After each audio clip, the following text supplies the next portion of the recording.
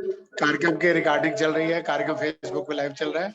मैं माता प्रवीणा ठक्कर जी से प्रार्थना करूंगा कि एक बार गायत्री मंत्र का पाठ और एक मधुर भजन द्वारा कार्यक्रम शुरू करें।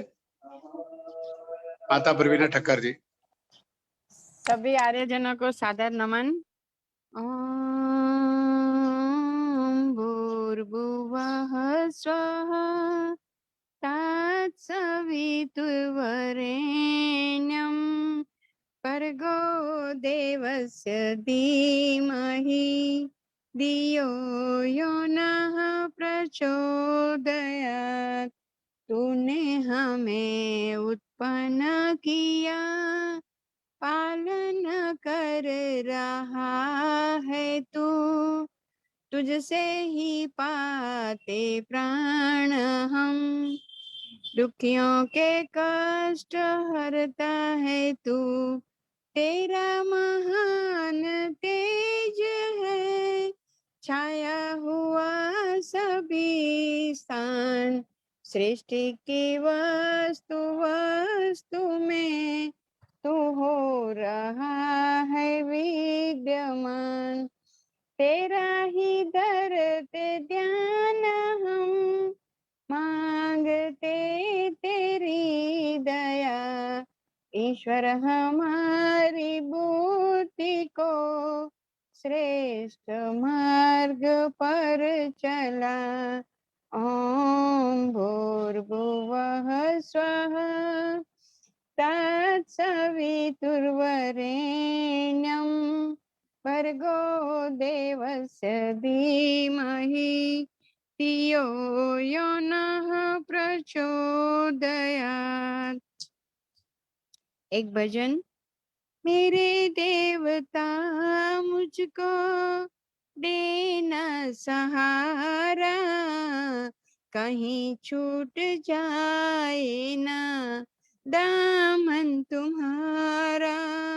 इशारे से मुझको बुलाती है दुनिया, तेरे रास्ते से मुझको हटाती है दुनिया।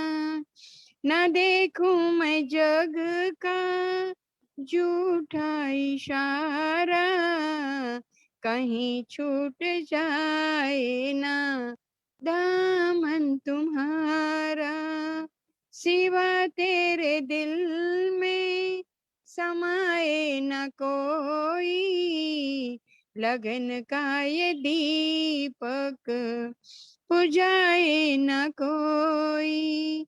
तुम ही मेरे दीपक, तुम ही हो उजाला, कहीं छूट जाए ना दामन तुम्हारा।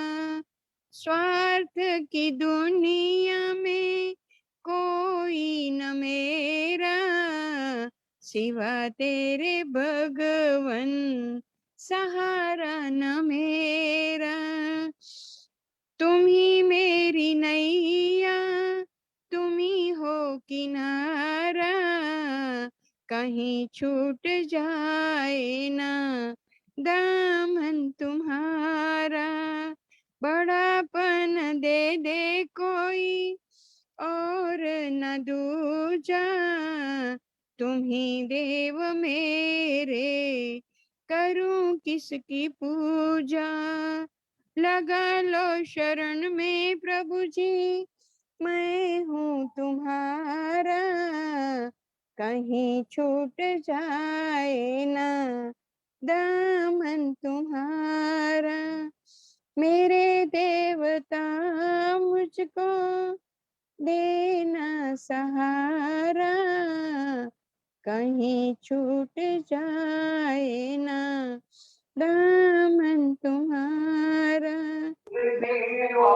बहुत बहुत धन्यवाद माता प्रवीणा ठक्कर जी। बहुत बहुत मैं धन्यवाद रविंद्र समय गुप्ता जी देने के फरीदाबाद से लिए। प्रार्थना करूंगा कि आचार्य रविंद्र आशीष गुप्ता जी, जी एक मधुर भजन प्रस्तुत करें। आचार्य आशीष जी को नमन बोलना हमारा। ठीक है जी।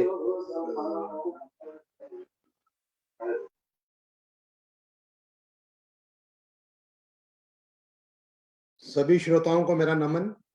आइए एक पथिक जी द्वारा रचित छोटा सा भजन। उसके चरणों में हुआ ध्यान तुम्हारा ही नहीं, तुमको धन प्यारा है भगवान तो प्यारा ही नहीं, उसके चरणों में हुआ ध्यान तुम्हारा ही नहीं, तुमको धन प्यारा है भगवान तो प्यारा ही नहीं, उसके चरणों में क्या सुनेगा भला परमात्मा आवाज तेरी, क्या सुनेगा भला परमात्मा आवाज तेरी, तूने उसको कभी दिल से तो पुकारा ही नहीं, तुमने उसको तो कभी दिल से पुकारा ही नहीं, उसके चरणों में हुआ ध्यान तुम्हारा ही नहीं, तो मन प्यारा है भगवान तो प्यारा ही नहीं, उसके चरणों में क्या सुनेगा भला, सॉरी, क्या हुआ कितने ही मैदान अगर मार लिए, क्या हुआ कितने ही मैदान अगर मार लिए, अपने इस मन को तो अब तक तूने मारा ही नहीं, अपने इस मन को तो अब तक तूने मारा ही नहीं, उसके चरणों में हुआ ध्यान तुम्हारा ही नहीं, उसके चरणों में ये हवा आज तो उल्टी ही जमाने में चली, ये हवा आज तो उल्टी ही जमाने में चली, भले इंसान का दुनिया में गुजारा ही नहीं, भले इंसान का दुनिया में गुजारा ही नहीं, उसके चरणों में हुआ ध्यान तुम्हारा ही नहीं, उसके चरणों में वो क्या उस पार किनारे पे भला पहुंचेगा, वो क्या उस पार किनारे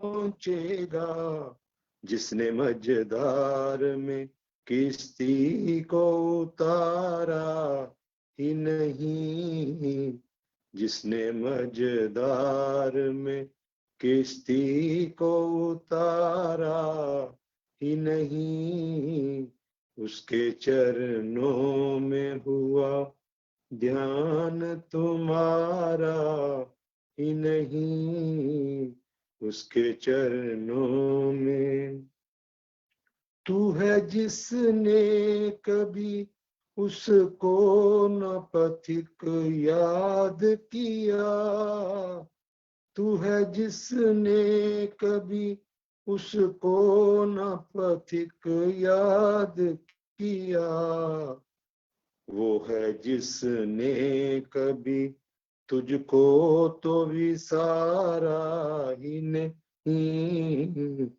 वो है जिसने कभी तुझको तो विसारा ही नहीं, उसके चरणों में हुआ ध्यान तुम्हारा ही नहीं। तुमको धन प्यारा है, भगवान तो प्यारा ही नहीं, उसके चरणों में हुआ ध्यान तुम्हारा ही नहीं। बहुत बहुत धन्यवाद जी समय देने बहुत के लिए। बहुत धन्यवाद रविंद्र गुप्ता जी फरीदाबाद से। हापुड़ से अनिल जी भी जुड़ गए हैं, प्रवीण जी गाजियाबाद से जुड़ गए हैं, स्वागत है। अब रचना वर्मा जी अमृतसर से एक भजन, फिर कमलेश चांदना जी, फिर आज की मुख्य वक्ता। सभी को सादर नमस्ते जी। नमस्ते जी। एक बहुत ही पुराना भजन है, मैं बोलने जा स्वागत है जी। रही। हाँ जी, स्वागत है आपका थैंक यू। तपोवन देहरादून से। अब में अपना मन ना हो तो ध्यान क्या करे, काबू में अपना मन ना हो तो ध्यान क्या करे, होशो हवास गुम हो तो विज्ञान क्या करे, काबू में अपना मन ना हो तो ध्यान क्या करे। कहते हैं लोग धर्म और ईमान कुछ नहीं, कहते हैं लोग धर्म और ईमान कुछ नहीं, कहते हैं लोग धर्म और ईमान कुछ नहीं, ईमान हो खराब तो ईमान क्या करे, ईमान हो खराब तो ईमान क्या करे, काबू में अपना मन ना हो तो ध्यान क्या करे, पैसे को ही समझता हो जो मकसद है हया, पैसे को ही समझता हो जो मकसद है हया, पैसे को ही समझता हो जो मकसद है हया, वह आत्मा की शांति का सामान क्या करे, वह आत्मा की शांति का सामान क्या करे,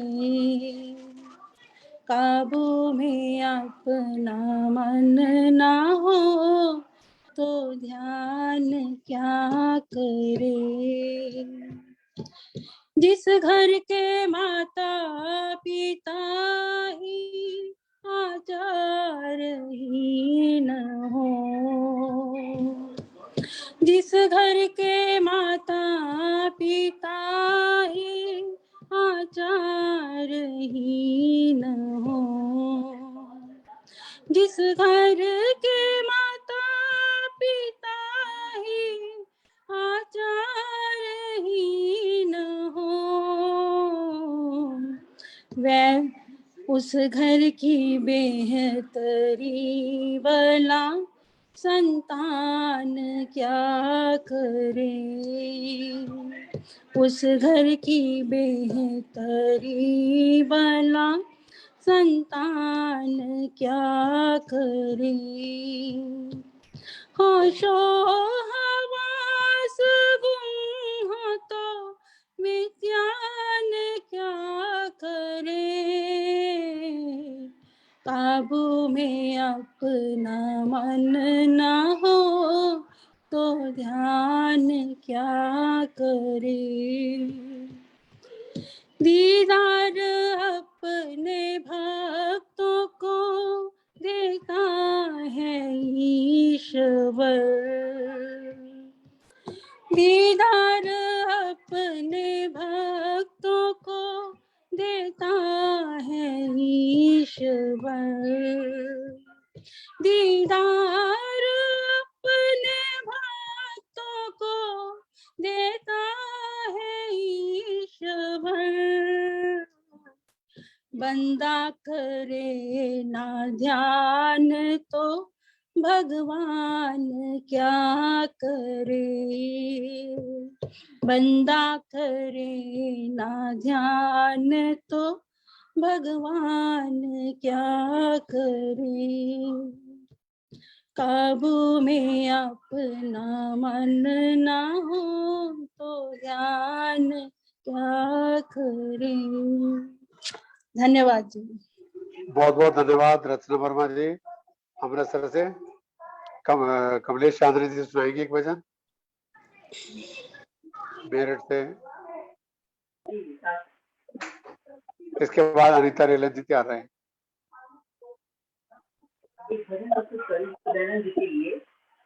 स्वागत है। गुरुदेव प्रतिज्ञा है मेरी, गुरुदेव प्रतिज्ञा है मेरी, पूरी करके दिखला दूंगा। इस वैदिक धर्म की बेटी पर मैं जीवन भेंट चढ़ा दूंगा। इस वैदिक धर्म की बेटी पर मैं जीवन भेंट चढ़ा दूंगा। गुरुदेव प्रतिज्ञा है मेरी, धन पास नहीं तन मन अपना श्री गुरु चरणों में धरता हूँ।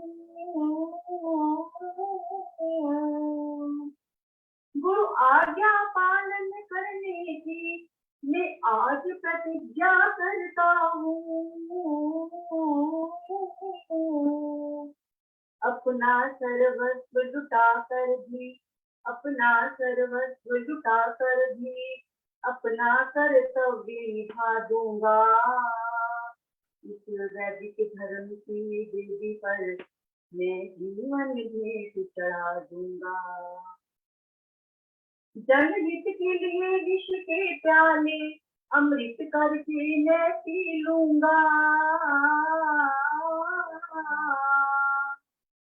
उप तक न करूंगा शोलों पर, हंसते हंसते मैं पी लूंगा। कांटों से भरी इन राहों पर, कांटों से भरी इन राहों पर फूलों की तरह मुस्का दूंगा। इस वैदिक धर्म की देवी पर मैं जीवन भेंट चढ़ा दूंगा। गुरुदेव प्रतिज्ञा है मेरी, पाश्चात्य सभ्यता की बढ़ते तूफानों का मुंह मोड़ूंगा। मैं सागर को मत डालूंगा, हर पथ का मस्तक फोड़ूंगा। वेदों की अमृत वाणी का, वेदों की अमृत वाणी का मैं घर घर नादी बजा दूंगा। इस वैदिक धर्म की देवी पर मैं जीवन भेंट चढ़ा दूंगा। गुरुदेव प्रतिज्ञा है मेरी, हर शिष्य अपना हित करके वेदों का बिगुल बजाएंगे। एक बार जमाना देखेगा भारत की पावन धरती को, मैं फिर से स्वर्ग बनाऊंगा। इस वैदिक धर्म की वेदी पर मैं जीवन भेंट चढ़ा दूंगा। गुरुदेव प्रतिज्ञा है मेरी। ऐसे थे हमारे ऋषि दयानंद जी, हमें उनके बनाए हुए आदर्शों पर चलना चाहिए और प्रतिज्ञा करनी। धन्यवाद जी। हाँ जी, बहुत बहुत धन्यवाद, बहुत सुंदर गीत। अब जो आज की मुख्य वक्ता श्रीमती अनीता रेलन जी, प्रबंधक केनरा बैंक। विषय आज का डिजिटल बैंकिंग में धोखाधड़ी और बचाव। आज के मुख्य अतिथि रमा चावला जी का स्वागत है, आज के अध्यक्ष पृथ्वी रेलन जी का। हाँ भाई, अब जो आइए अनीता रेलन जी, बहुत बहुत स्वागत है, अभिनंदन।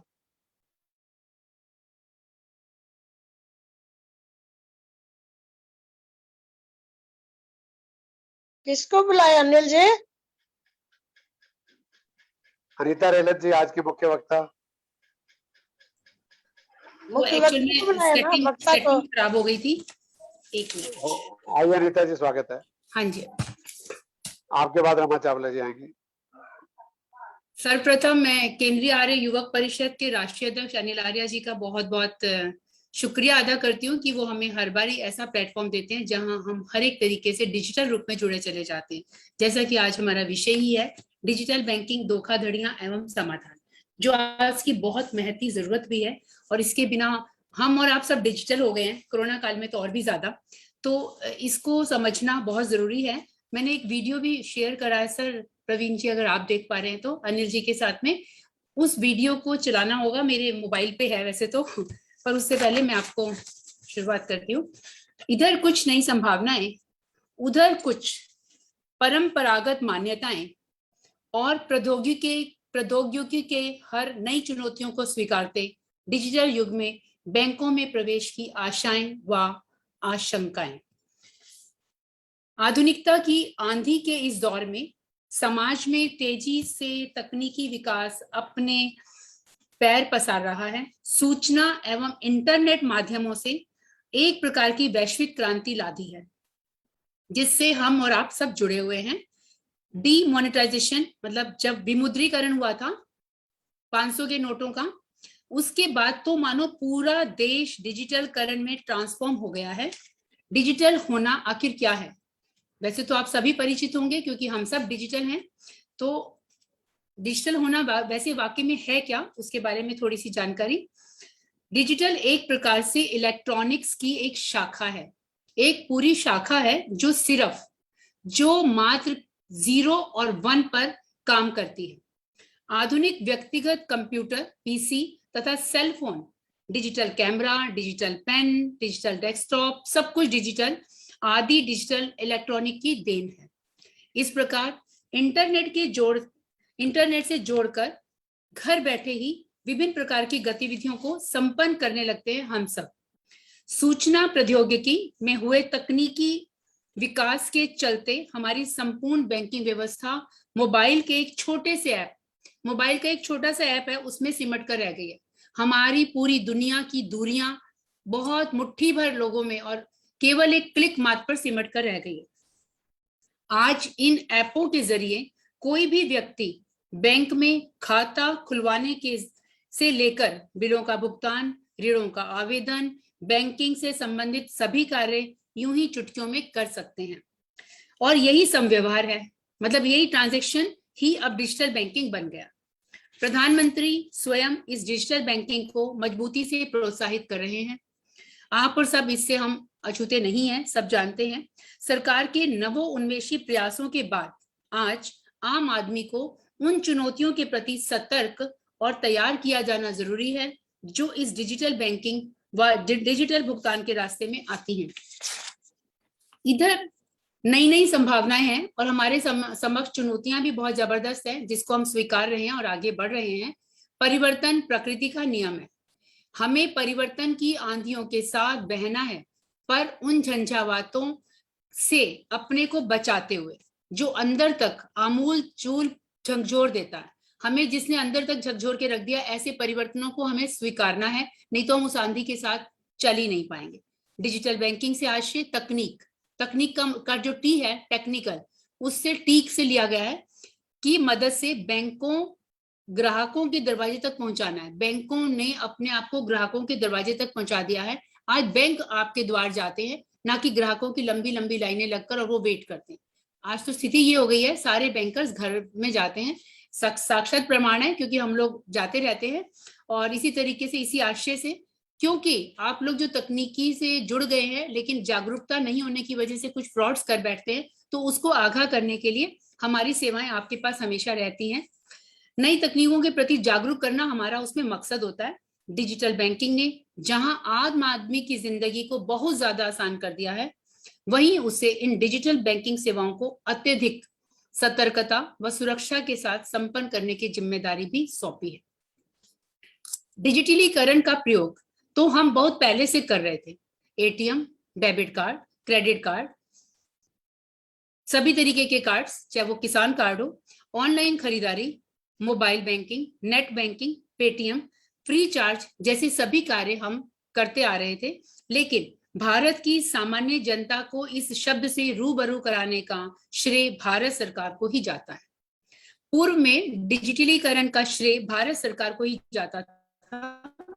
उससे पूर्व जो संकल्पना की गई थी प्रधानमंत्री महोदय जी ने कि साक्षर लोगों तक ही नहीं अपितु अब पूरा जो विश्व है, पूरा जो भारत है, इसे जान चुका है कि डिजिटलीकरण क्या होता है। और भारत सरकार का डिजिटल इंडिया की जो संकल्पना थी 2020 में जो शुरू होनी थी, लेकिन उस कोरोना काल ने पता ही नहीं था कि सन 2020 में फैली महामारी के कारण यह डिजिटल माध्यम ही हमारा सहारा बनेगा। कोविड-19 की प्राकृतिक आपदा में जब पूरा विश्व लॉकडाउन की प्रक्रिया से गुजर रहा था या उनसे जूझ रहा था, तब हमारी रोजमर्रा की जरूरतों को पूरा करने के लिए तथा संबंधियों से संपर्क का सशक्त माध्यम बनकर हमारे आत्मविश्वास को कम नहीं होने दिया। ये एक महती उसकी विशेषता है। यही नहीं पूरी शिक्षा प्रणाली इस पर आश्रित हो चुकी थी। घर घर से चलाई जाने वाली योग कक्षाएं, प्रार्थनाएं, सभाएं, सत्संग, उन डॉक्टर्स की अपॉइंटमेंट्स, इवन उनकी देखरेख जब डिजिटल हो गई, वो देखरेख भी उन्होंने डिजिटल करनी शुरू कर दी, इसलिए कि ताकि वो हमें सुविधा अधिक से अधिक प्राप्त कर सकें। अपने को पैसे ट्रांसफर करने हो, अपने किसी भी संबंधी को पैसे ट्रांसफर करने हो, तो हमें बैंक जाने की जरूरत नहीं। कोरोना काल में सभी को अवॉइड था कि कम से कम लोग भीड़ लगाएं। तो ऐसे में दूध हो, दवा या दारू हो, दारू की लाइनें भी बहुत थी, राशन से लेकर कपड़ों तक की खरीदारी ऑनलाइन रही। और जो आज तक लोगों का एक विशेष वो बन गया है कि हाँ, जो चीज लेनी है चाहे 100 रुपए की, 5 रुपए की, ऑनलाइन। अब तो जेब में कैश लेकर भी चलने की आवश्यकता नहीं है, जेब कटने का, चोरी हो जाने का डर भी नहीं है। डिजिटल इंडिया भारत सरकार द्वारा चलाए जाने वाला वह कार्यक्रम जिसका उद्देश्य सशक्त समाज और अर्थव्यवस्था के एक डिजिटल रूप देना है। मतलब पूरी अर्थव्यवस्था को डिजिटल रूप दे दिया गया है, जिससे सभी छोटे बड़े सरकारी विभागों को डिजिटल रूप देकर उसकी संचालन गति को विस्तार दिया। डिजिटल इंडिया का जो उद्देश्य था, अब इसके आगे हम चलेंगे कि हमारे समक्ष क्या चुनौतियां आई और क्या हमारे को समस्याओं से जूझना पड़ा और किस तरीके से हम उसे पार पाएंगे, वो आगे चलकर इसमें हर एक स्टेप के साथ मैं बताती रहूंगी। उसमें जो उद्देश्य था डिजिटल इंडिया का, इस योजना के अंतर्गत भारत के सभी गांवों को इंटरनेट से जोड़ना सबसे पहला उद्देश्य था, सभी को इंटरनेट से जोड़ना। उसके लिए ब्रॉड ब्रैड भी लगाए गए, जिससे वह कृषि, व्यापार, मंडी के भाव, सरकारी योजनाओं की जानकारी प्राप्त कर सके। उद्देश्य तो यही रखा हुआ था। आगे जाके उद्देश्य में काफी चेंजेस आ गए तथा बार बार शहर ना जाना पड़े, इंटरनेट के जरिए उन्हें हर जानकारी प्राप्त हो जाए, मंडी के भाव प्राप्त हो जाए। तो ये एक बहुत बड़ी उनका उद्देश्य के रूप में था। हर नागरिक के पास स्मार्टफोन, हर नागरिक के पास स्मार्टफोन, ऐसा उद्देश्य रखा गया था, जबकि महामारी ने हर व्यक्ति के पास स्मार्टफोन उनका एक मजबूरी बना दिया और एक आवश्यकता भी बन गई। इस योजना में सभी कार्यालयों को इंटरनेट से जोड़ा गया ताकि घर बैठे ही काम का हर्जा ना हो, अर्थव्यवस्था में डाउनफॉल ना हो। इसलिए घर बैठे ही सब लोग कोविड-19 से लेकर आज तक अभी भी काफी कंपनियों में, देश हो या विदेश हो, सभी कंपनियों में हर कर्मचारी वर्क फ्रॉम होम कर रहे हैं। ये सुविधा उन्हें दी गई। अर्थव्यवस्था डामाडोल ना हो, इस वजह से भी दी गई और कोरोना महामारी की वजह से भी दी गई ताकि लोगों का नुकसान ना हो। ई क्रांति के जरिए स्कूल कॉलेज ई लर्निंग के तहत जुड़े रहे। इसी डिजिटल इंडिया को सीधे तौर पर बैंकिंग जगत से जोड़ा गया, जिसका कार्य आम जनता को इस दायरे में लाना है। आम जनता का बैंकिंग जगत से बहुत पुराना और विश्वसनीय नाता है। हम और आप जब से हमने आंख खोली बैंक के बारे में हम सुनते आए हैं, और हमारा विश्वास आज भी, अगर बड़ी बड़ी कंपनीज या इन्वेस्टर्स हमें अगर 6%, 7%, 8% पे ब्याज दे रहे हैं, लेकिन फिर भी हमें एक बैंक के प्रति विश्वास सा है, हम फिर अपने उसी पब्लिक सेक्टर बैंक्स की तरफ दौड़ते हैं कि कम ब्याज मिलेगा लेकिन हमारी जो मनी है वो सेफ है। आम जनता का बैंकिंग जगत से बहुत अच्छा और पुराना रिश्ता रहा और विश्वसनीय रहा है। अतः भारतीय बैंकिंग ने भी संपूर्ण विश्व के साथ कदम मिलाते हुए बैंकिंग में आए डिजिटल परिवर्तनों को अपनाते हुए समय के अनुसार बदलने का प्रयास ही नहीं किया, अपितु उसे पूर्णतः अपना लिया। दूसरी बात, कोई चारा नहीं था, क्योंकि आज जो हम लोग जहां बैंक के जिस जगह पर हैं वहां पर सभी बैंकों से आदेश दिया है कि हमें 100% डिजिटलाइजेशन करना है। इसी विषय में परसों हमारी कस्टमर एंड ऑनरीच मीटिंग भी है, और वो बड़े स्केल पर है, 32 बैंकों के साथ है, और सभी को ये आगाह करने के लिए है, भारत सरकार साथ में होगा हमारे, ये बताने के लिए कि सभी को डिजिटल होना है, लेकिन कुछ सावधानियों के बावजूद। उसमें कैशबैक है, काफी सुविधाएं भी हैं, इसलिए डिजिटल से डरना भी नहीं चाहिए, लेकिन सावधानियां जो आगे बताने जा रही हूँ।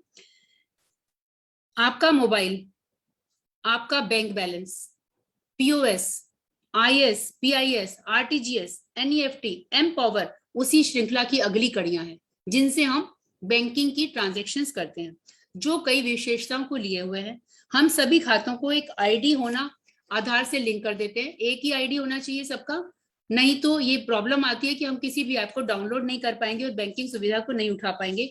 पर विशेष बात यह है, परिवार के सभी लोगों के जो भी खाते हैं उसमें एक नंबर नहीं होना चाहिए, एक ही मोबाइल नंबर नहीं होना चाहिए। उससे बड़ी दिक्कतें आती हैं। तो आप लोग इंटरनेट के जरिए कोई भी काम करेंगे, कुछ भी करेंगे, तो आपका वो काम नहीं हो पाएगा। इसकी मैं भुक्तभोगी हूँ, क्योंकि मेरे भी बड़े सारे आईडीज हैं जो मर्ज नहीं हो पाए, क्योंकि मोबाइल नंबर मैंने बच्चों का और अपना एक दे दिया। उसको ठीक होने में प्रॉब्लम आ रही है, उस वजह से मैं कोई भी ऐप डाउनलोड नहीं कर पा रही हूँ। जो इतने सारे हम लोग लेक्चर देते हैं स्कूलों में, कॉलेजेस में, तो उनको साक्षात प्रमाण के रूप में हम नहीं दिखा पाते। कई बार हमारी ये मजबूरी हो जाती है, क्योंकि हमारी अपनी गलती होती है। इसीलिए आप लोगों को मैं ये सलाह दूंगी कि एक ही मोबाइल बैंक घर के सारे खातों में ना दिए जाए, क्योंकि अगर सेंधमारी होती है तो उस मोबाइल से जो आपका खाता जुड़ा हुआ है, तो उसमें सारे खातों की डिटेल उस व्यक्ति के पास चले जाती है जो धोखाधड़ी करते हैं। एक नुकसान यह भी है। इसी तरह क्यूआर कोड है, जो सूचनाओं को गोपनीय रखता है। बड़ी ध्यान देने वाली बातें जो आगे बताने जा रही हूँ, कृपया अगर नोट करना चाहें तो कर सकते हैं। जो क्यूआर कोड है उसके लिए भी सूचनाओं को गोपनीय रखने का कार्य क्यूआर कोड के पास होता है। ई वैलेट, एम वैलेट द्वारा हम मोबाइल चार्ज कर सकते हैं। कैशलेस बैंकिंग की दौड़ में हम प्रगति का हर सोपान सफलतापूर्वक चढ़ रहे हैं। मेरा मोबाइल, मेरा बटुआ, मेरा बैंक। मेरा जो बैंक है, मेरा जो मोबाइल है, वही मेरा बटुआ है। बिना कैश के भुगतान क्या कभी सोचा था आप लोगों ने? कभी ऐसा हो सकता था कि हमें किसी को पैसे देने जाना है तो हम मजबूर हैं, घर में कोई बड़ा नहीं है, हम नहीं जा सकते, लेकिन आज आप अपने मोबाइल को एक अंगूठे और तर्जनी से ही क्लिक करते ही दूसरी जगह, दूसरे देश नहीं विदेश में भी पैसे को पहुंचा सकते हैं। ये हमारे डिजिटल के फायदे भी है ना। मजेदार बात कि पूरी दुनिया की पद्धतियां और प्रणालियां आपकी एक छोटे से क्लिक मात्र पर है। विज्ञान के इस अद्भुत चमत्कार ने पूरे जहां को समेट के रख दिया है, संकुचित कर दिया है, और इस चमत्कार में हम सब चकित हैं। विषय बहुत बड़ा है, लेकिन कुछ समय में इसे समेटा नहीं जा सकता, फिर भी मैं कोशिश करूंगी। अब बात आती है लुभावनी तस्वीर के दूसरे पहलू की, जहां हम मायावी तारों के चक्र में फंस चुके हैं, जहां से निकलना असंभव है। हम और आप चाहेंगे तो भी हम इस मोबाइल की दुनिया से नहीं निकल सकते। सुबह आंख खुलती है तो भगवान के नाम की जगह व्हाट्सएप देखने के भी कुछ नया क्या है। ये बात सच है, और काफी हद तक, कुछ लोग नहीं करते होंगे तो बात अलग है, लेकिन काफी हद तक, और रात को सोने के वक्त भी हम एक बार ही व्हाट्सएप देखते हैं, बजाय कि हम कहें भगवान जी आज के दिन के लिए धन्यवाद। अब बात आती है उस लुभावनी तस्वीर की ओर। डिजिटल बैंकिंग की सेवाओं में अक्सर तकनीकी खामियां और ग्राहकों की लापरवाही के कारण, यहाँ ध्यान दीजिए कि लापरवाही किसकी होती है, किस वजह से हमारा पैसा चला जाता है। लापरवाही के कारण ग्राहक की गोपनीय वित्तीय सूचनाओं की चोरी होने के, उसके गलत व्यक्तियों के हाथ में पड़ने का डर सदैव बना रहता है। कुछ ऐसे ही खतरे व जोखिम निम्न प्रकार से। वित्तीय सूचनाओं का चोरी होना। वित्तीय सूचनाओं का चोरी होना कई बार कंप्यूटर वायरस के कारण नष्ट व चोरी होने का डर लगता है।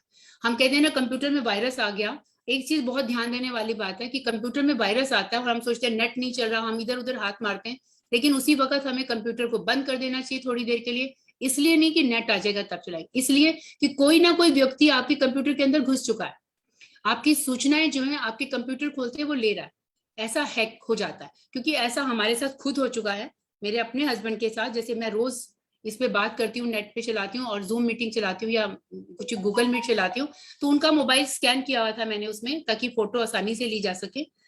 उस स्कैन करने में ही मेरे हस्बैंड का अपने मोबाइल को हैक कर लिया गया, और उसमें हमें जो व्यक्ति है, जो डीपी पे व्यक्ति दिखा जिसने हैक करा, जैसे मेरे ब्रदर, थोड़ा जान पहचान रखती हूँ मैं, तो उसमें उन्होंने भी बड़ी हेल्प करने की कोशिश करी, लेकिन वो हैकर हमारे हाथ में नहीं आया। अभी तो इतनी जान पहचान के बावजूद हैकर हमारे हाथ में नहीं आया, लेकिन हमें पूरा मोबाइल बंद करना पड़ गया, सिस्टम पूरा 1 दिन 6 दिन के लिए बंद करना पड़ा, क्योंकि लैपटॉप पे हमारी सारी डिटेल्स होती हैं, उससे कोई चुरा ना ले, इस वजह से हमें वो हैकर के लिए बंद करना पड़ा। और जब हैकर वाले की फोटो देखी तो आप इमेजिन भी नहीं करेंगे, हम और आप उसे नहीं जानते होंगे। हैकर की फोटो थी, बड़े खूबसूरत तरीके से पैंट कोट पहना हुआ स्मार्ट सा बच्चा लग रहा था, यही कोई 25 और 27 साल का। उम्मीद भी नहीं की जा सकती, जब हमने पुलिस को वो फोटो दिखाई तो उस व्यक्ति को जब फोन नंबर समेत बताया गया तो उसने ये बोला, ये मैं हूं ही नहीं, मतलब मैंने ये वाले नंबर पे हूं नहीं, मेरी फोटो किसी ने इंस्टॉल करी है, जो सब कुछ हो जाता है आजकल। तो ये चीजें बहुत ध्यान देने वाली बात है, कंप्यूटर को इमीडिएट बंद कर देना चाहिए। मे बी नेट प्रॉब्लम हो, लेकिन नेट प्रॉब्लम की सोच के किसी हैकर्स को आप न्योता ना दे। अब ग्राहकों की लापरवाही की वजह से होता है, जैसे कि मैंने बताया, क्लोन तैयार करना, जो कार्ड है ना आपका, उसका क्लोनिंग हो जाती है, ये आप सबको पता भी होगा। कार्ड की क्लोनिंग किस तरीके से हो जाती है? डिजिटल बैंकिंग के दौरान जब कोई व्यक्ति एटीएम, डेबिट कार्ड या क्रेडिट कार्ड द्वारा भुगतान करता है,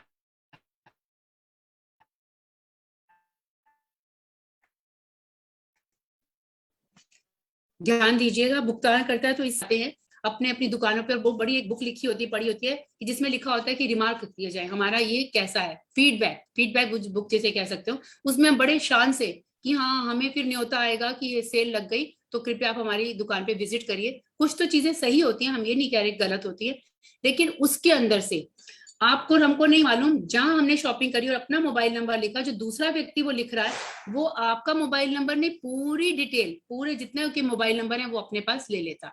फोटो खींचने में टाइम नहीं लगता, वो क्लिक करके सारे मोबाइल नंबर अपने पास ले लेता है, उस मोबाइल नंबर से आपसे परिचित होकर बात करेगा। अरे आप ये बोल रही है, कोई भी नाम, कमलेश जी बोलेगा, कोई भी नाम, कमलेश जी, अरे मैं तो आपको वहां मिला था, मतलब इतना परिचित होके बात करेगा, आपको अंदाजा भी नहीं होगा, और आपको रिकलेक्ट करने से पहले ही वो आपका डिटेल आपसे ले लेगा। एक दिन में नहीं लेगा, फिर 15 दिन बाद कॉल करेगा। ये 1 दिन या 2 दिन का टाइम नहीं होता, या तो 1 सेकंड में होता है ये काम, या 1 दिन से लेकर 15 दिन, 15 दिन से लेकर 2 और 3 महीने के बीच में होता। वो व्यक्ति आपको 2 महीने बाद फिर परिचित बनके, तब तक में वो आपसे डिटेल ले चुका होगा, बैंक डिटेल ले चुका होगा, क्योंकि उसके पास आपका सारा डिटेल आ गया, अपने फोन नंबर से आधार लिंक है और उस आधार से बैंक अकाउंट्स लिंक है, तो इस तरीके से वो जालसाजी करते हैं। तो ऐसे में ये हो गया, कार्ड की क्लोनिंग हो जाती है। तो ध्यान रखें, जहां स्वैप कराए अपना कार्ड, कार्ड का जमाना तो है ही, हम डिजिटल बैंकिंग से मुंह नहीं मोड़ सकते, लेकिन कार्ड को स्वैप कराएंगे तो देखिएगा छोटी मोटी दुकान पे कार्ड स्वैप नहीं कराइएगा। बड़ी बड़ी दुकानों पे आईसीआईसीआई बैंक का है, येस बैंक का है, जो उनका पीओएस मशीन होती है, उसको जरूर देखिएगा, छोटी मोटी पीओएस मशीन से कार्ड स्वैप कराने से बचे। डिजिटल बैंकिंग के दौरान जब कोई व्यक्ति इन कार्ड को स्कैन करता है तो इस तरीके की क्लोनिंग हो जाती है, नकली कार्ड को तैयार किया जाता है, और कार्ड के स्वाइप किए जाने में भूल हो जाएगी। अगर हमें कार्ड लेने में भूल हो गई तो इतनी देर में वो कार्ड की क्लोनिंग कर लेगा, उससे उबरना मुश्किलें पैदा करेगा हमारी, इससे ऊपर कुछ नहीं। चेक चोरी होना, जैसे अब पहले बहुत ज्यादा ये बातें आती थी, अब तो काफी लोग नेट से जुड़ गए हैं, तो चेक चोरी होना व नकली चेक बनना। जब चेक हम लोग किसी को दिया करते थे तो उसमें क्या होता है, अभी चेक में हमारे क्लियरिंग सेक्शन में क्या होता है, चेक की छाया प्रति, means black and white, cheque को ब्लैक एंड व्हाइट मशीनों से निकाला जाता है। तब तक में जब वो 2 बारी निकलता है तो उसकी जो सिग्नेचर है वो डिम पड़ जाते हैं, तो उस सिग्नेचर की कॉपी की जाती है। जो हमारे जालसाज हैं उस सिग्नेचर की कॉपी कर लेते हैं, वो जो बहुत आसानी से हो जाती है। अगर कोई इसके अंदर बैठा हुआ है, लाइक विभीषण, स्टाफ के अंदर भी कोई व्यक्ति ऐसा हो सकता है कि आप बड़े बड़े अमाउंट के जो चेक कट रहे हैं, तो उसमें उस तरीके की सेन मारी जाती है कि उसका चेक का जो है ना, उसकी भी क्लोनिंग हो जाती है। चेक के हस्ताक्षर भी चोरी हो जाते हैं। उसको जब व्हाइट एंड ब्लैक में ही जाना है तो आप कभी भी उस चेक के जो हस्ताक्षर करता है उसके हस्ताक्षर मिलाने में भूल हो सकती है, क्योंकि वो चेक के ऊपर हस्ताक्षर जो है व्हाइट एंड ब्लैक में आ गए। तो आपके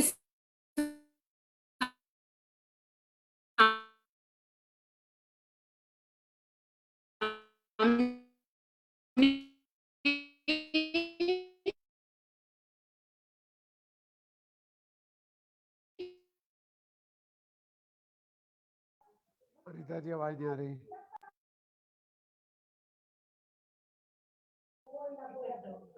अनीता जी आवाज नहीं आ रही।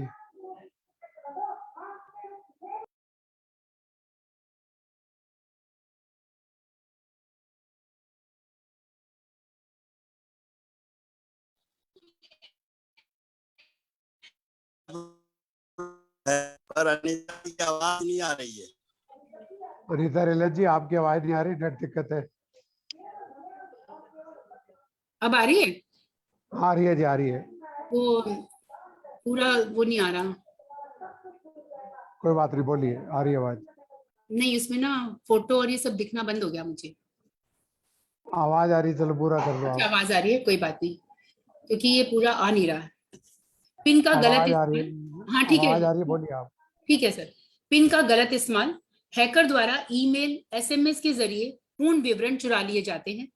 आज तो बहुत से अपराधी तत्व, जो लोग लॉटरी, पुरस्कार आदि का झांसा देकर लोगों के पासवर्ड व पिन नंबर पर सेंध लगाए रहते हैं कि लॉटरी का आपको झांसा देंगे कि आपकी इतने की लॉटरी निकली है, आप उसको फटाक से क्लिक करेंगे, जो जान पहचान के होंगे या नहीं होंगे वो उसको क्लिक कर देंगे, और लॉटरी को क्लिक करते ही आपका सारा डाटा फिर उस व्यक्ति के पास चला जाएगा।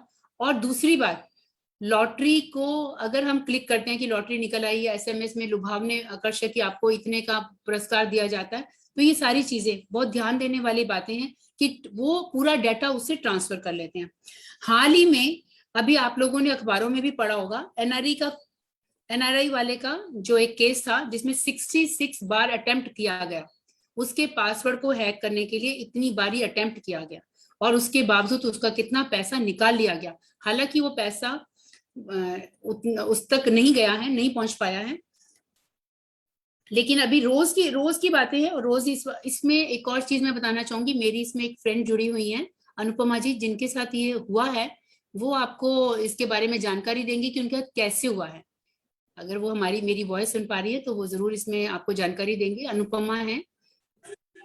हाँ, नमस्कार जी, मेरी आवाज आ रही है आपको? हाँ, आ रही है। आ रही है जी, बोलिए। बंधुओं को मेरा नमस्कार। मैं अनीता की फ्रेंड हूँ, हालांकि मैं अनीता के साथ बहुत सालों से जुड़ी हूँ और समय समय पर वो मुझे अवगत भी कराती रही है, पर फिर भी हम सभी नेट बैंकिंग करते हैं क्योंकि आजकल नेट बैंकिंग का जमाना है और हम इससे अवगत भी हैं। फिर भी कहीं ना कहीं कोई ना कोई चूक या कोई ना कोई लालच अगर हमारे मन में आ जाता है तो हम कहीं ना कहीं इसमें जाल में फंस जाते हैं। तो मेरे साथ एक बार ऐसा ही हुआ। मैं बहुत नेट बैंकिंग करती हूँ, चाहे वो LIC की पेमेंट्स हो, बिजली का बिल हो, एयरटेल का बिल हो, फोन का हो, तो हम सभी ऐसे, क्योंकि आजकल जमाना ही ऐसा है, तो हम सभी ये सब चीजें जो है मोबाइल के थ्रू या लैपटॉप के थ्रू करते हैं। तो मैं भी बहुत अपने आप को बहुत इसमें अवगत समझती थी, पर एक दिन मुझे क्या हुआ कि एक मुझे SMS आया, और ये जो होता है SMS आता है तो ये आपको ल्योर करता है, वो भी पेटीएम के थ्रू आया, पर मैंने उसका पूरा वो नहीं पढ़ा, सिर्फ पेटीएम पढ़ा। तो एक हम लोग को होता है कि ना हम क्यों SMS आया है वो हम देखते हैं, तो मैंने वो SMS चेक किया, उसमें लिखा हुआ था कि आपका KYC नॉर्म्स नहीं पूरा है और एक दो चीजें हैं, और उसमें एक मोबाइल नंबर दिया हुआ था। कुछ दिनों से मेरे मन में ये भाव बड़ा आता था, जब आप इलेक्ट्रिसिटी का बिल पे करते हो तो उसमें होता है ना कि आपको कोई पे बैक स्कीम्स होती हैं या कैश बैक स्कीम्स होती हैं। तो मैंने कहा चलो मैं भी आज बड़े दिन से पेटीएम से चलो कोई फोन आया हुआ है, मैं कॉल कर लेती हूँ। तो देखती हूँ, मेरे को भी बड़ा था कि चलो पेमेंट हम करते हैं तो कैशबैक भी हम लेके देखें। तो मैंने उस फोन नंबर को मिला दिया, जो कि मेरी सबसे पहली भूल है।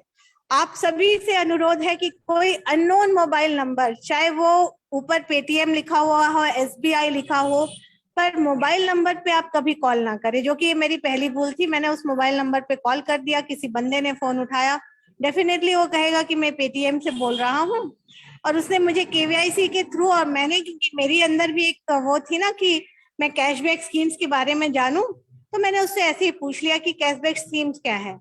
इसी उसमें वो मुझे उसने अपनी बातों में उलझा लिया। उसने कहा मैडम आप पेटीएम यूज करती हैं तो ऐसा है, आप एक साइट डाउनलोड करिए, आपका पेटीएम डिटेल आ जाएगा और मैं आपको बताता हूँ कि आपका कैशबैक कितना है। देखिए कुछ चंद रुपयों के लिए हम में कितना ये होता है कि हम कितने लाखों की जो है वो कमाई गवा देते हैं कुछ चंद 100 रुपयों के लिए, क्योंकि कैशबैक जो होता है वो कितना होगा, 100, 150, 300, 500, 700 इतना ही होगा। और ये मेरी दूसरी भूल थी कि मैंने वो साइट डाउनलोड करी। हालांकि उसने मुझसे कुछ कहा नहीं, मैंने वो साइट डाउनलोड कर दी और उसने एक मुझे कोड मांगा और उसने मेरा पेटीएम खोल लिया। उसने जैसे ही पेटीएम खोला वो क्योंकि मुझे तो नहीं पता, उसने कहा मैडम आपके 325 रुपए बनते हैं, ऐसा है आप एक नेट बैंकिंग करिए ताकि मैं आपके अकाउंट में वो 325 रुपए ट्रांसफर करा दूं।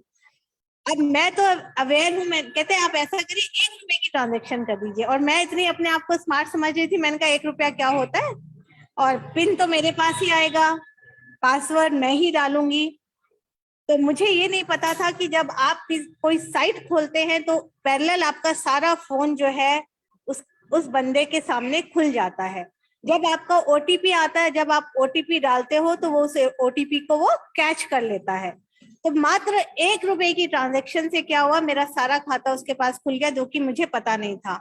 और उसने मुझे कहा अच्छा आपकी ट्रांजैक्शन हो गई है मैडम, अब आप पेटीएम से देखिए आपके 325 रुपए जो है आपके खाते में गए हैं कि नहीं, क्योंकि क्या होता है जब खाता उसके पास खुला, अगर मैं बंद कर दूंगी तो वो ट्रांजैक्शन नहीं कर पाएगा। वो मुझे अपनी बातों में उलझाता गया ताकि वो मेरे खाते से जितना मैक्सिमम अमाउंट है वो निकाल सके। मैं भी उसकी बातों में आती गई, मैंने कहा हाँ अभी मेरे को लग रहा है कि मेरे खाते में पैसे नहीं आए हैं। तो उसने मुझे पता है क्या कहा, मैडम कोई बात नहीं, नेट इशू है, कल आप मेरे से फिर बात कर लीजिएगा, ये मेरा नंबर है और ये मेरा नाम है।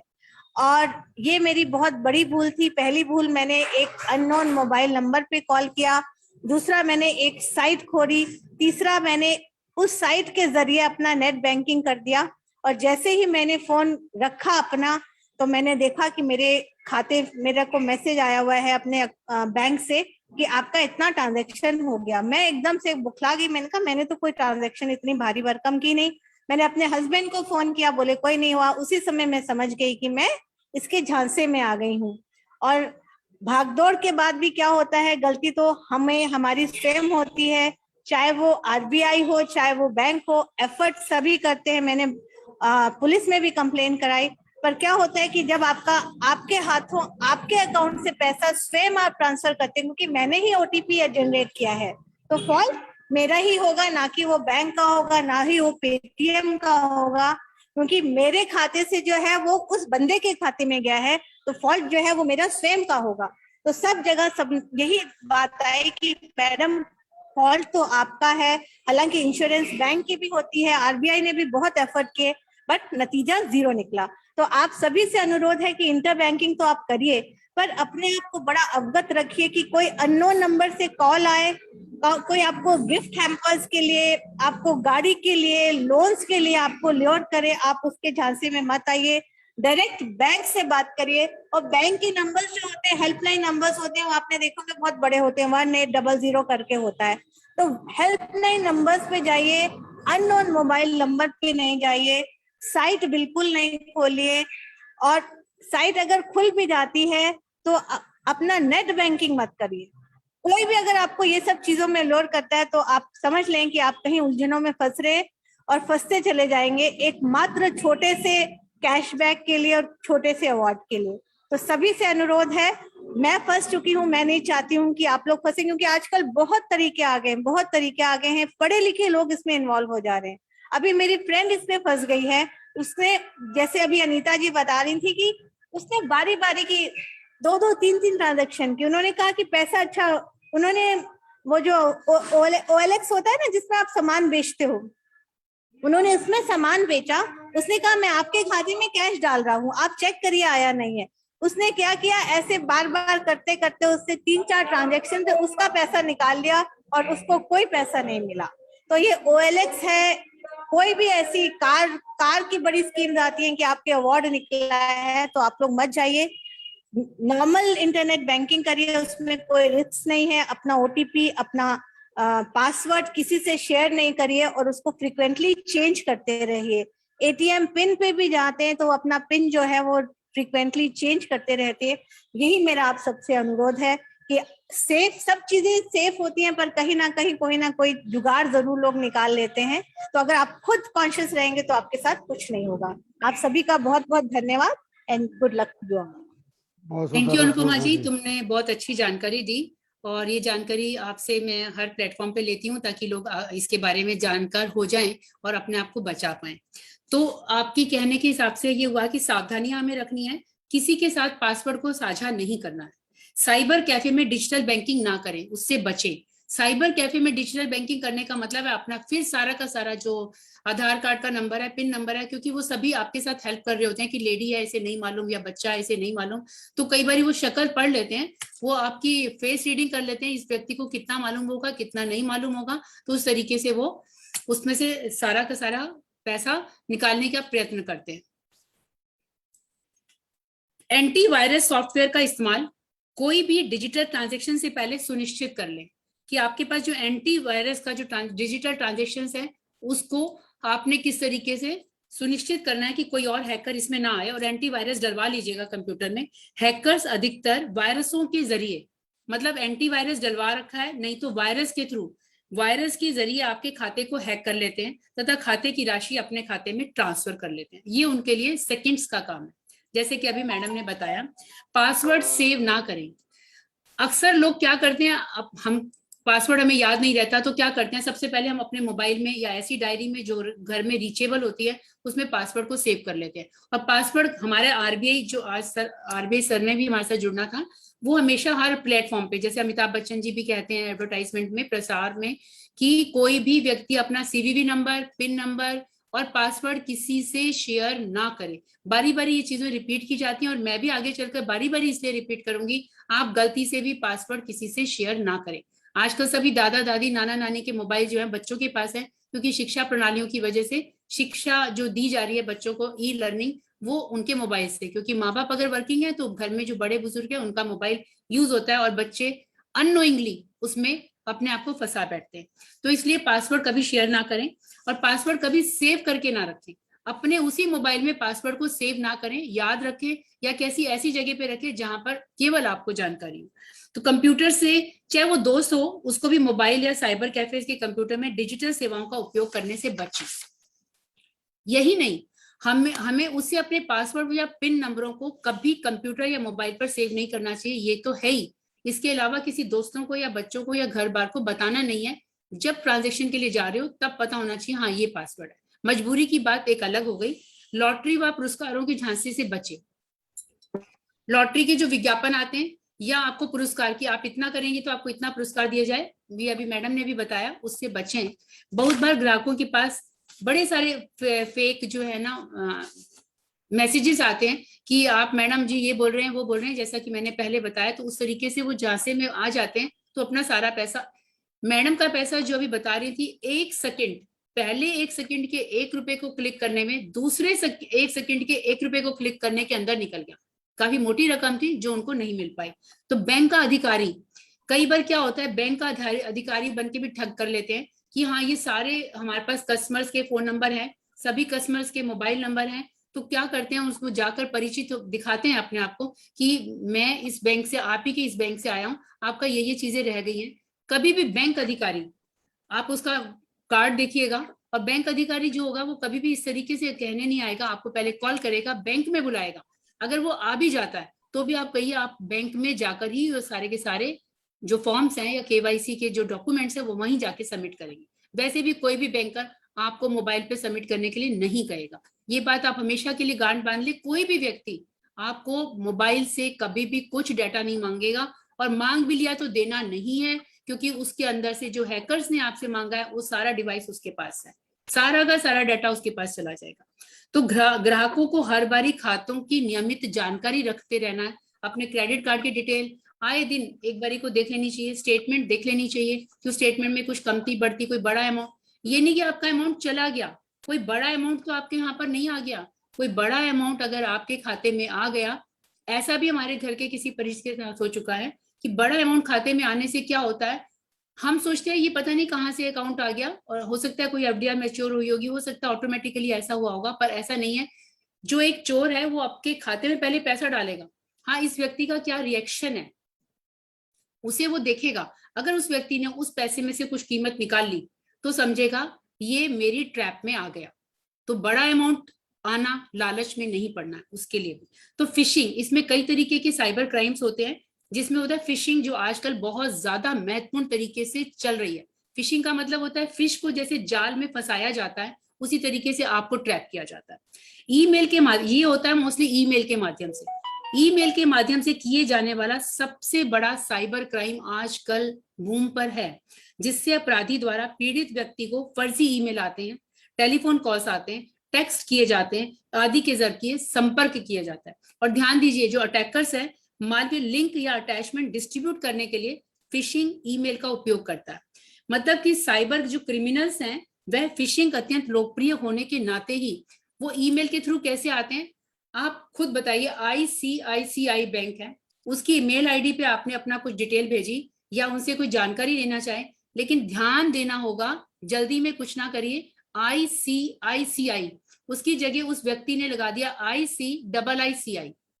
अब जल्दी में आपको ध्यान नहीं जाएगा इसमें डबल आई लगा हुआ है, लेकिन पूरा आपके बैंक का डिटेल उस व्यक्ति के पास चला गया होगा। ICICI ऐसे स्टेट बैंक ऑफ इंडिया है, स्टेट बैंक ऑफ इंडिया के बीच में स्टेट के लास्ट ई और बैंक के बीच में एक एस छोटा सा डाल दिया जाता है, स्मॉल एस। तो उससे दूर से आपको प्रतीत स्टेट बैंक की हमने वेबसाइट खोली हुई है, ऐसे एक्सिस बैंक की वेबसाइट खोली हुई है। मात्र एक बिंदी लगाने से, कहीं पे भी वो डॉट लगाने से, वो डॉट अगर, अब ये भी बहुत बड़े एक अधिकारी के साथ हो चुका है जो पुलिस में काम करते हैं, उनके साथ जो खुद ऐप बनाते हैं उनके साथ ऐसा हो चुका है कि एक डॉट जैसे अनीता मेरा नाम है तो अनीता के बाद जो डॉट है मेरी ईमेल आईडी में डॉट है और रेलन के बाद मेरा डॉट नहीं है, तो उस व्यक्ति ने अनीता रेलन के बाद डॉट कर दिया। छोटी सी मिस्टेक है और मैंने भी जल्दी से वो वाली ईमेल खोल दी और ईमेल में जानकारी में ये मांगा गया था उसमें कि आपकी बहन बहुत बीमार है और उसको पैसों की जरूरत है, वो इसमें हॉस्पिटल में एडमिट है क्योंकि उसका रास्ते में कहीं एक्सीडेंट हो गया।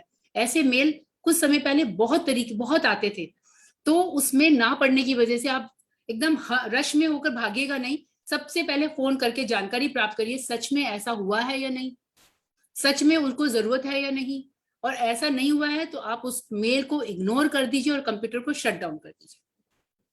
फिशिंग के द्वारा इस तरीके से हम लोग फंस जाते हैं और जो मालसियस लिंक होता है वो उसे भेजते हैं ताकि आपका फिश करने के लिए, बोलते हैं ना एक जाल को फेंका गया, इस तरीके से आपको एक जाल में डाला गया और उसके जरिए जो उस जाल में फंस गया वो तो फिलहाल के लिए गया, अगर नहीं फंसे और अपने आप को बचा लिया तो वो बच गया।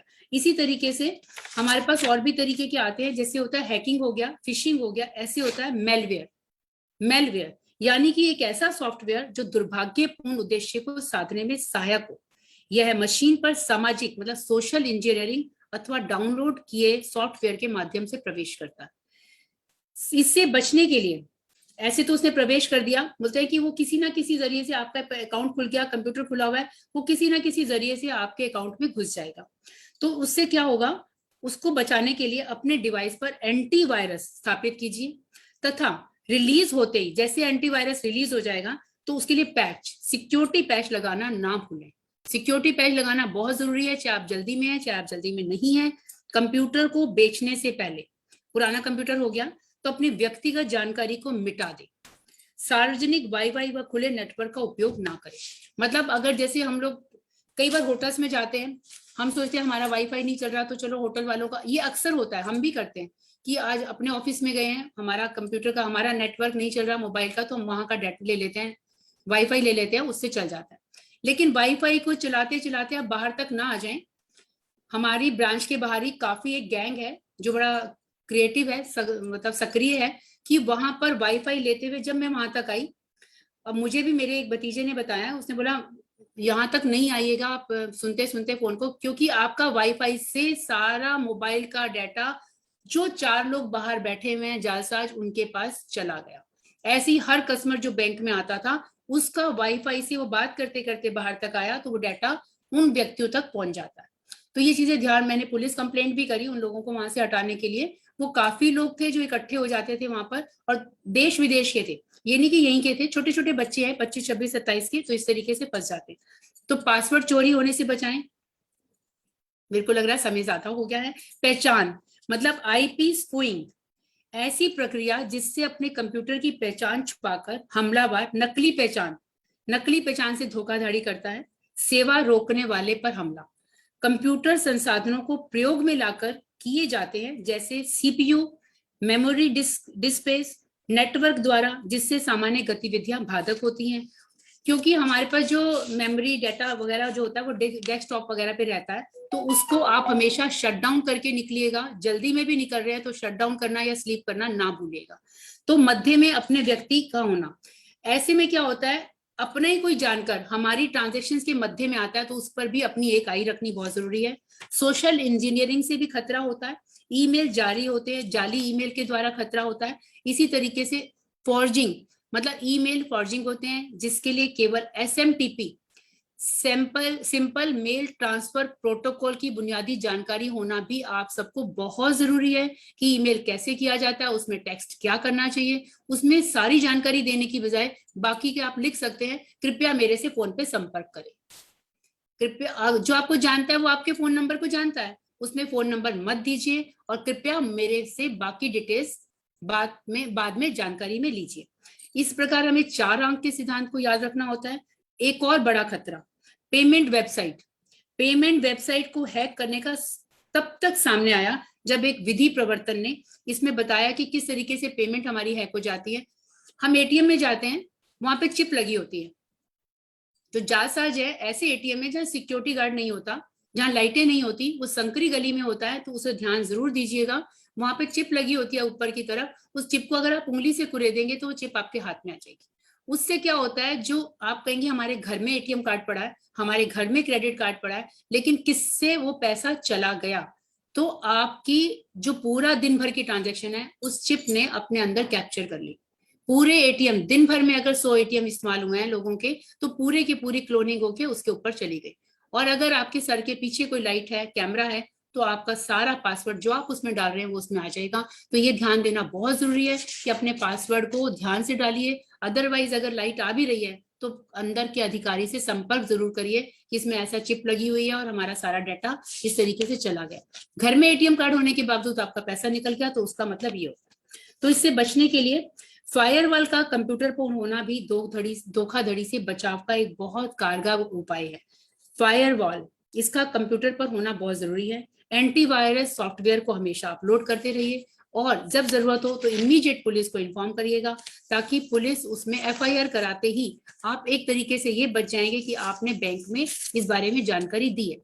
तो इसमें महत्वपूर्ण बातें जो मैं दोबारा से बताना चाहूंगी एक बहुत संक्षेप में, मोबाइल नंबर, ईमेल एड्रेस और बैंक डिटेल्स के कोई भी गलत व्यक्ति चुराकर गलत इस्तेमाल कर रहा था उससे आप बचें।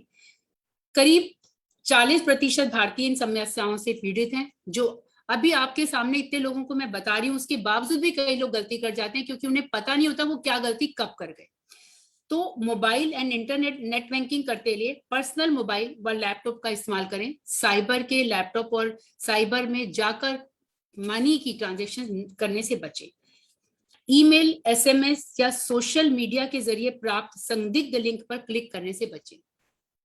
किसी भी ऐसे संदिग्ध लिंक से बचेंगे, क्योंकि आप पहले उस साइट पे जाइए। अगर गेम्स भी अपलोड कर रहे हैं तो उस साइट पे जाके देखिए क्या ये साइट वाकई में सही है, उससे बचेंगे। आपको पता चल जाएगा वही डॉट की बात, छोटे मोटे इसकी बात। कई जगह पे आप उस 1800 का जो नंबर दिया कस्टमर केयर का, उसको भी ध्यान से देखिएगा, क्योंकि कई बार कस्टमर केयर का नंबर, एक्सिस बैंक का कस्टमर केयर का नंबर एक व्यक्ति ने गलत डाल दिया और एक्सिस बैंक के जो खास कुछ बड़े मोटे मोटे जानकार लोग थे वो उस झांसे में आ गए।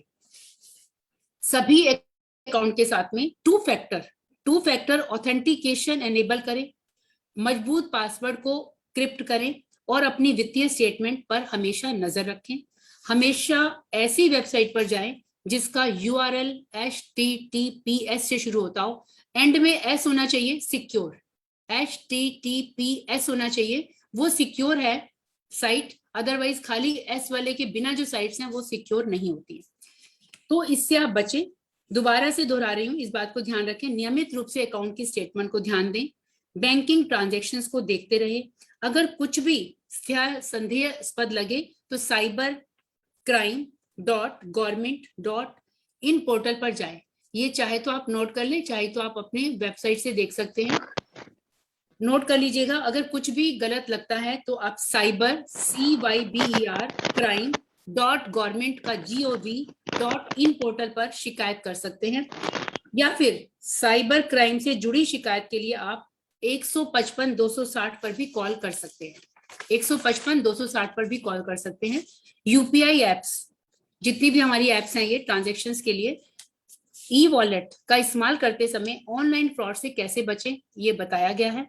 जैसे जैसे ऑनलाइन ट्रांजैक्शन जोर पकड़ती जा रही है, धोखाधड़ी की संभावनाएं भी हमारी बढ़ती चली जा रही हैं।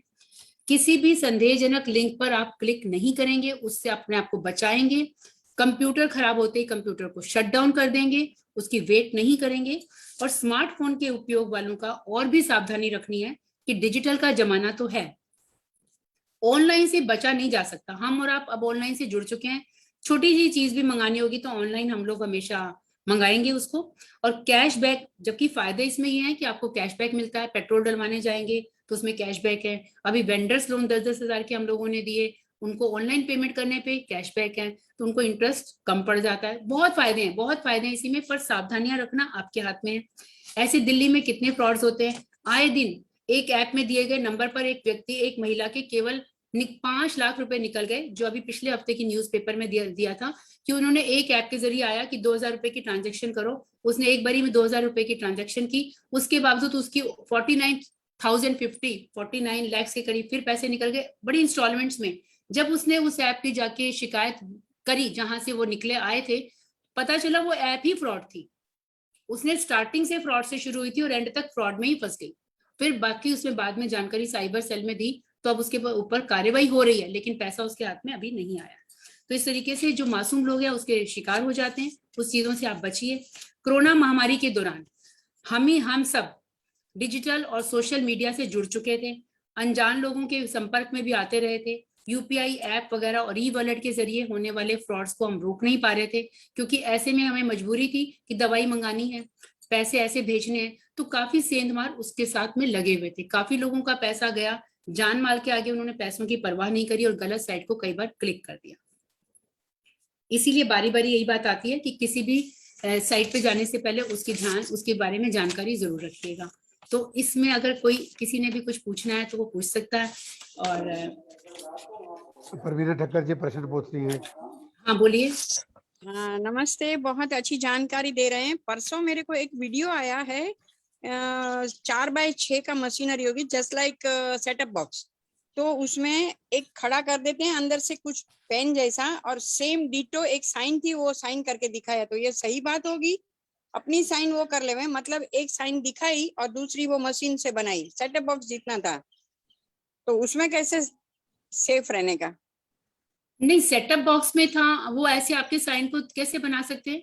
नहीं, सेटअप बॉक्स साइज वैसे अच्छा, सेटअप बॉक्स साइज का था, सेटअप बॉक्स साइज का था, तो हाँ वो सिग्नेचर के, आपके सिग्नेचर किसी सेटअप बॉक्स साइज में लिए गए? मेरे को क्लियर मेरे नहीं, वो ऐसा मेरे को वीडियो आया कि अभी ऐसा मशीन भी निकला है, तो ये सही है और कैसे सेफ रहने का? नहीं, अभी उस मशीन पे कुछ भी क्लिक नहीं करिए। कार्यवाही जो चल रही है, नई नई चीजें, वो आप लोगों को अपडेट करेंगे। हम लोग हर जगह जाके प्लेटफॉर्म पे जागरूक कर रहे हैं लोगों को। अभी आप किसी के साथ चीज का छेड़ाखानी बिल्कुल ना करिए, सीधे सिंपल तरीके से बस ये जरूर देखिए, एटीएम में कर रहे हैं, नेट से कर रहे हैं, तो वो जरूर देखिएगा। जैसे आपका कंप्यूटर बंद हो जाता है उसे शट डाउन जरूर करिएगा, क्योंकि वायरस के थ्रू जो व्यक्ति है वो आपके कंप्यूटर में घुस चुका होता है और हम सोचते हैं नेट चला गया। उसे एकदम से शट डाउन करना ना भूलिए, 2 सेकंड के बाद खोलिएगा तो फर्क पड़ेगा आपको। तो इस तरीके से बचिए। अभी नया उसमें हमारे पास ये नॉलेज में नहीं है, क्योंकि हमारी नॉलेज डेली में अपडेट होती है, लेकिन ये नॉलेज में नहीं आया है। परसों ही आया है, शायद मैं फिर भी मैंने डिलीट कर दिया, नहीं तो भेज देती मैं थी। फिर भी आरबीआई वालों से क्लियर करूंगी, ये हमारी नोटिस में अभी तक नहीं है, हम तो डेली के प्रोसेस में रहते हैं। तो इसमें एक और है पॉन्जी स्कीम, वो भी ध्यान रखो, आजकल बहुत ज्यादा चल रही है। उन इन्वेस्टर्स के लिए है जो इन्वेस्टर्स पैसा अपने आप को बहुत जल्दी अमीर बनाना चाहते हैं।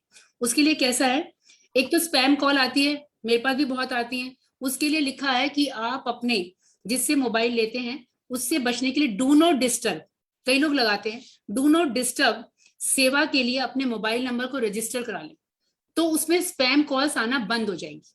स्पैम कॉल कई आती है, कई बार हम अनजाने में, अंधेरा है, रात को सोए में हम उठा लेते हैं, तो हम फंस जाएंगे। इसमें बहुत बड़ी एक और चीज है, पॉन्जी स्कीम। एक ऐसा घोटाला है, वो जो इन्वेस्टर्स हैं वो ध्यान से सुनिएगा, एक ऐसा घोटाला है जो असाधारण उच्च रिटर्न का वादा करके, मतलब असाधारण, मतलब आपकी समझ से ऊपर की बात है, हजार नहीं करोड़ों की बात है, हजारों की, लाखों की बात है, तो ऐसे निवेशकों को लुभाता है, ऐसे इन्वेस्टर्स को लुभाता है।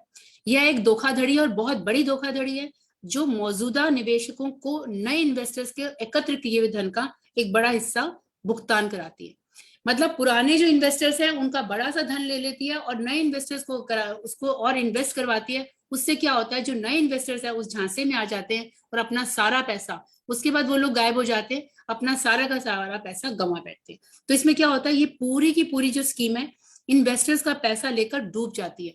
बीच में आपने सुना होगा इंस्टीट्यूशंस खुले हैं, लोगों की फीसें ले रहे हैं, उनको जल्दी से ऑस्ट्रेलिया की वीजा दिला रहे हैं, इस तरीके की चीजें आ रही हैं। आपको कहेंगे जी आपके लिए गांव या एक हम लोग गोद ले रहे हैं, आम का पेड़ ले रहे हैं, इस तरीके से बहुत सारी चीजें आएंगी जो लुभावनी होंगी कि आप जल्दी से जल्दी अपने आप को सोचेंगे धनवान बन गए, पर उसको पॉन्जी स्कीम कहा जाता है। उससे जरूर बचिएगा।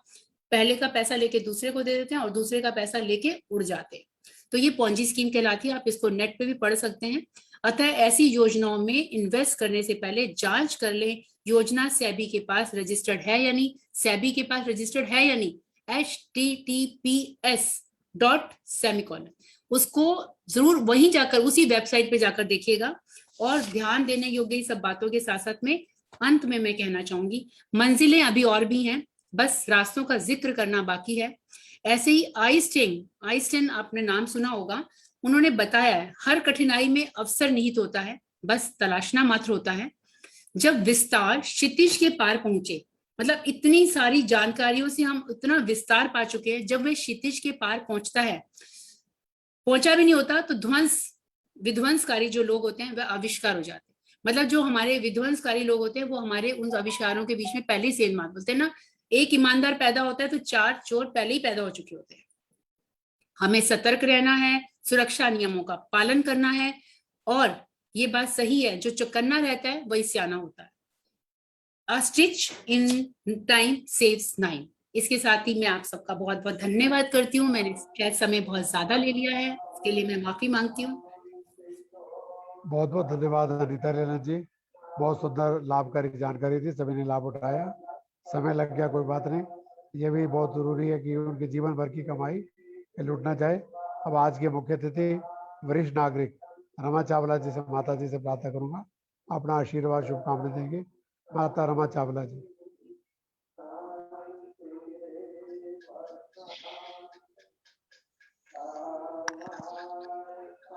मेरे सब भाई बहनों को प्रेम नमस्ते। अनिल जी, सबसे पहले तो मैं अनिल जी का और उनकी टीम का धन्यवाद करना चाहती हूँ, जिन्होंने मुझे मुख्य अतिथि के रूप में बुलाया है।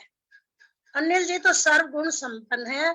इनका 302वां वेबिनार चल रहा है और ये अपने शौर्य और वर्चस्व से पूरे जगत में ये प्रसिद्ध हो गए हैं, फेमस हो गए हैं। बहुत ज्यादा मेहनती है, कर्मठ है। अपनी कर्मठता से ये अपना विश्व में अपना नाम जागृत करते जा रहे हैं। हमें इनके ऊपर बहुत गर्व है। अच्छा, फिर अब ये है कि आज का जो हमारा विषय है डिजिटल तरीका जो है बैंकिंग है। डिजिटल बैंकिंग से, डिजिटल तरीके से बैंकों का लेन देन, डिजिटल बैंकिंग से डिजिटल तरीके से बैंकों का लेन देन। डिजिटल बैंक जो है, डिजिटल बैंकों ने आज हमारे बैंकों को बहुत बदल दिया है। हमारे को ये सुविधा और बहुत आसानी हो गई है। पहले जब हम पैसे निकलवाने होते थे, घंटों हम इंतजार करते रहते थे, और अगर हमने बिजली का बिल जमा कराना है तो उसके लिए मैं घंटों लाइन में खड़ा होना पड़ता था। लेकिन आजकल हमें इतनी सुविधा मिल गई है कि ये काम हमारा 5 मिनटों में ही हो जाता है। ये काम हमारा 5 मिनटों में ही हो जाता है। हमें सारा आसानी से सब कुछ हमारा हो रहा है सुविधा ने। हाँ, पहले जब अब ये था कि भाई बिजली का, हाँ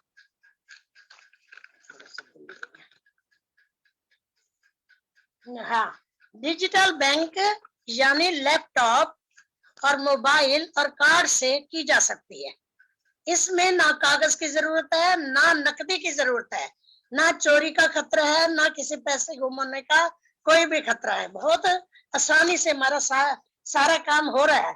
डिजिटल बैंक की सुविधाएं आजकल बहुत मिलने लग गई हैं और ये युवा पीढ़ी जो है इससे बहुत लाभ उठा रहा है।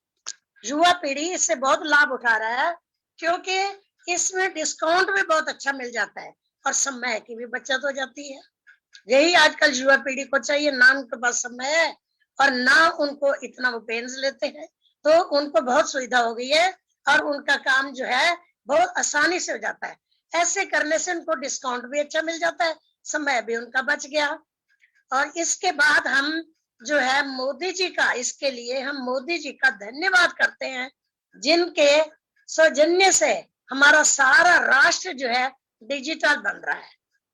लेकिन आप ये देखो कि लाभ के साथ हानि भी जुड़ी हुई है। लाभ तो हमें इसके बहुत है, लेकिन हानि भी यही है कि अब ये ऑनलाइन पर धोखाधड़ी होने लग गई है। हम लोग इसका दुरुपयोग करने लगे हैं सुविधा का और ऑनलाइन पर धोखाधड़ी होने लग गई है। तो आज की जो है अपना मुख्य वक्ता अनीता रेलन ने बहुत अच्छी तरह से हमें समझाया है कि इस धोखाधड़ी से हम कैसे सुरक्षित रह सकते हैं। बिलों के देने में या हमें अपना कार्ड किसी को नहीं देना चाहिए, हमें किसी को अपना मोबाइल नंबर नहीं देना चाहिए, हमें पिन कोड अपना नहीं देना चाहिए, कुछ भी नहीं देना चाहिए। सावधानी बरतनी चाहिए तो हम सुरक्षित रह सकते हैं धोखाधड़ी से। ये काम हमें जरूर करने चाहिए, नहीं तो जो कुछ आजकल ऑनलाइन पर चल रहा है उससे समस्या ज्यादा खड़ी हो रही है और धोखाधड़ी ज्यादा हो रही है। इनका मैं बहुत बहुत धन्यवाद करती हूँ, इन्होंने बहुत अच्छे ढंग से समझाया हमें और हम सारी बात हमें हमारे समझ भी आ गई है और आगे से हम कोशिश करेंगे कि इन्हीं चीजों से हम दूर रहें, धोखाधड़ी से अपने आप को सुरक्षित रखें और दूसरे को भी सुरक्षित रखने के लिए कहें। बहुत बहुत धन्यवाद अनिल जी का और बहुत बहुत धन्यवाद इनकी टीम का। बहुत बहुत धन्यवाद अनीता रेलन का, जिन्होंने हमें बहुत ढंग से अच्छे ढंग से समझाया है और आगे के लिए हम कॉन्शियस हो गए हैं। हम जो है अब हमें इस बात का एक किस्म का बहुत सारा ज्ञान हो गया इन चीजों से, इन चीजों की धोखाधड़ी से हमने बचना है। बहुत बहुत धन्यवाद दर्शकों का भी, आप सबका भी, अनिल जी का भी बहुत बहुत धन्यवाद बेटे। बहुत बहुत धन्यवाद माता रमा चावला जी, बहुत सुंदर जानकारी और बहुत अच्छा बोले माता जी। इस विषय में भी तो बहुत बधाई। अब आज के अध्यक्ष श्री धन्यवाद बेटे, आपका धन्यवाद। अब आज के अध्यक्ष श्री प्रवीण रेलन जी, पुत्र श्री जुगुल आर्य जी, पूर्व प्रधान आर्य समाज मंगेश। आइए प्रवीण जी, अध्यक्ष उद्बोधन। मैंने थोड़ा संक्षेप। बहुत अच्छा बोला जी। हाँ जी, आवाज आ रही है क्या मेरी? हाँ आ रही है जी, बोलिए प्रवीण। मैंने बहुत अच्छा बताया अनीता जी ने, सारा इन्फॉर्मेशन मतलब डे टू डे लाइफ में बहुत काम का है मेरे सबके लिए। इस बात का हम ध्यान रखें तो कोई ऐसा नुकसान नहीं होना चाहिए जो जिसका चांस रहता है हमेशा ना।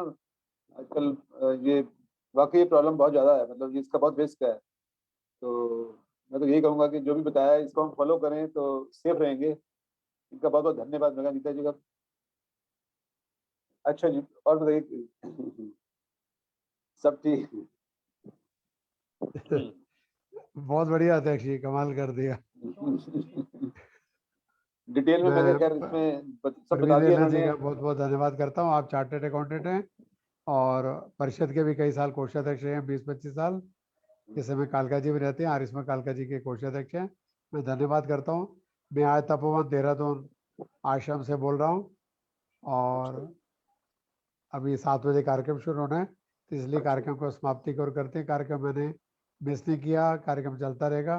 परसों 5 बजे फिर मिलेंगे, आएंगे प्रवीण आर्य जी। धन्यवाद शांति पाठ, बाकी भजन परसों। 2-3 दिन जब तक बाहर हैं, थोड़ा 5 से 6:30 तक ही कार्यक्रम चलाएंगे। आइए प्रवीण जी। बहुत सुंदर आयोजन आज का ये चला। काफी जानकारी हमें बैंक के ट्रांजैक्शन के बारे में मिली कि किस तरह से हम सावधानी से ट्रांजैक्शन करें और कैसे हम अपना OTP ना बता के हम बचे रहें, और भी कितनी सावधानियों के बारे में जानकारी दी। बहुत धन्यवाद वक्ताओं का।